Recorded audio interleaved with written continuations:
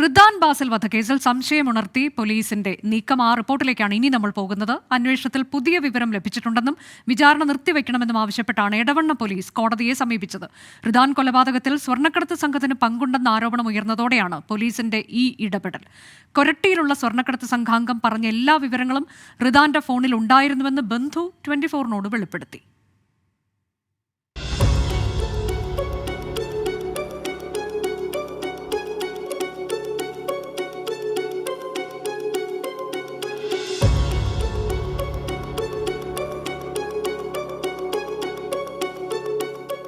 കഴിഞ്ഞ വർഷം ഏപ്രിൽ 22-ന് പെരുന്നാൾ ദിവസം രാവിലെ 8 മണിക്കാണ് റിദാൻ ബാസിലിനെ വെടിയേറ്റ് മരിച്ച നിലയിൽ കണ്ടെത്തിയത്. പുലിക്കുന്നുമലയിൽ ഞാനിതാ ഈ നിൽക്കുന്ന പ്രദേശത്തായിരുന്നു അന്ന് മൃതദേഹം കണ്ടെത്തിയത്.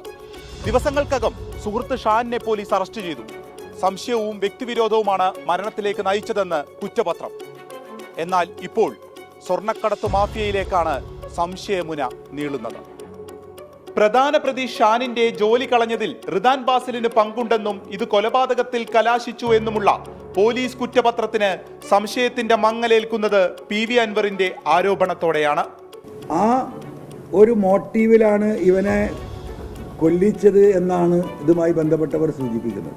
പോലീസ് അരിച്ചു പറിക്കുക, 2-3 ദിവസമായിട്ട് പോലീസ് അരിച്ചു പറിക്കുക. പോലീസിന്റെ അറ്റൻഷനുള്ള വീടാണ്. ആ വീടിൻ്റെ അകത്തേക്ക് കയറുന്നു, റൂമിൻ്റെ ഉള്ളിലൂടെ ഇങ്ങനെ നടക്കുന്നു. അപ്പോൾ പെട്ടെന്ന് കട്ടിലിൻ്റെ ചുവട്ടിൽ ചെറിയൊരു പ്ലാസ്റ്റിക് കവർ കാണുന്നു. ഒരു പോലീസുകാരൻ കാലുകൊണ്ട് ഇങ്ങനെ തട്ടിയെടുക്കുന്നത് അതാ കിടക്കുന്നത് തോക്ക്. അങ്ങനെ തോക്ക് റിക്കവറി. ഈ ഫാസിലിൻ്റെ മരിച്ചവൻ്റെ കയ്യിൽ 2 ഫോണുണ്ട്. ഒരു ഫോണ് ഈ പറയുന്ന ഇത്തരത്തിലുള്ള ഇൻഫർമേഷനിലെ ഫോണെന്ന് അറിയാൻ കഴിഞ്ഞു. ഒന്നാമൻ സാധാരണ ഉപയോഗിക്കുന്ന ഫോൺ. ഈ 2 ഫോൺ ഇതുവരെ കിട്ടിയിട്ടില്ല. പോലീസ് റിക്കവറി ഇല്ല. അത് ചാലിയാർ പുഴയിൽ എറിഞ്ഞു എന്ന് നീ പറയണം. അവൻ അവിടെ കൊണ്ടുവരുന്നു, പാലത്തിൽ നിർത്തുന്നു, സിനിമയിലെ കാണുന്ന പോലെ ഇങ്ങോട്ടാണ് എറിഞ്ഞതെന്ന് പറയുന്നു. ഭയങ്കര സ്കൂബ ടീം വരുന്നു, 3-4 ദിവസം മുങ്ങുന്നു, പൊങ്ങുന്നു, ഒരു സംഭവമില്ല. തോക്ക് എവിഡൻസ് പോയി. SP സുജിത് ദാസ് സ്ഥലത്ത് ക്യാമ്പ് ചെയ്തായിരുന്നു അന്വേഷണത്തിന്റെ മേൽനോട്ടം വഹിച്ചത്. ഷാനിന്റെ സഹോദരൻ നിസാം സ്വർണ്ണക്കടത്തുമായി ബന്ധമുള്ളയാളാണ്. നിസാം കൊരട്ടിയിൽ വെച്ചുള്ള സ്വർണ്ണക്കടത്തിന്റെ ഇടപാടിലുണ്ടായിരുന്നു. ഈ സ്വർണ്ണക്കടത്ത് സംഘാംഗവുമായുള്ള സംസാരം റിദാന്റെ ഫോണിലുണ്ട്.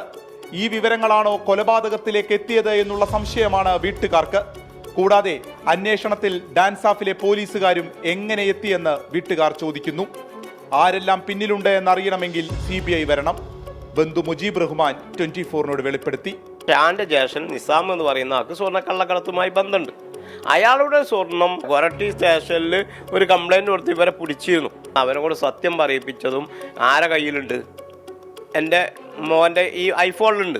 അപ്പോൾ ഈ സ്വർണ്ണക്കള്ളക്കടത്തിൻ്റെ വിഷയങ്ങളും എതിലുണ്ട്? ഈ ഐഫോണിലുണ്ടെന്നാണ് ഞങ്ങൾ വിശ്വസിക്കുന്നത്. ഞങ്ങളോട് പറഞ്ഞതും അങ്ങനെ തന്നെയാണ്. ഉന്നതന്മാർ കുടുങ്ങാനുണ്ട് എന്നാണ് പറഞ്ഞത്. അപ്പോൾ SP അവിടെ ഇരുന്ന് അന്വേഷിപ്പിക്കുക. അതിൻ്റെ കൂടെ ഈ ഡാൻസ് ആപ്പിൻ്റെ ആളുകൾ ഒരു കളി ഇതിലുണ്ട് എന്നല്ലേ ഞങ്ങൾക്ക് 100% ഇതുണ്ട്. കൊലപാതകത്തിൽ മറ്റൊരു ഏജൻസിയുടെ അന്വേഷണം ഭയപ്പെടുന്നത് ആരാണ്? സ്വർണ്ണക്കടത്തിന്റെ വിവരങ്ങൾ ഉണ്ടെന്ന് പറയപ്പെടുന്ന റിദാന്റെ ഫോൺ എവിടെ? ആരെയൊക്കെയോ പ്രതികളാക്കാൻ പോലീസിന് ഇത്ര ധൃതി എന്തിനായിരുന്നു? ഇങ്ങനെ ഒട്ടനേകം ചോദ്യങ്ങളുണ്ട്. ഉന്നത പോലീസ് ഉദ്യോഗസ്ഥർക്ക് കൂടി ഇതിൽ പങ്കുണ്ടെന്ന ആരോപണം ദുരൂഹത കൂട്ടുകയാണ്, ഗൗരവം വർദ്ധിപ്പിക്കുകയാണ്. അർഷാഖിനൊപ്പം വിപിൻ C. വിജയൻ, 24 മലപ്പുറം.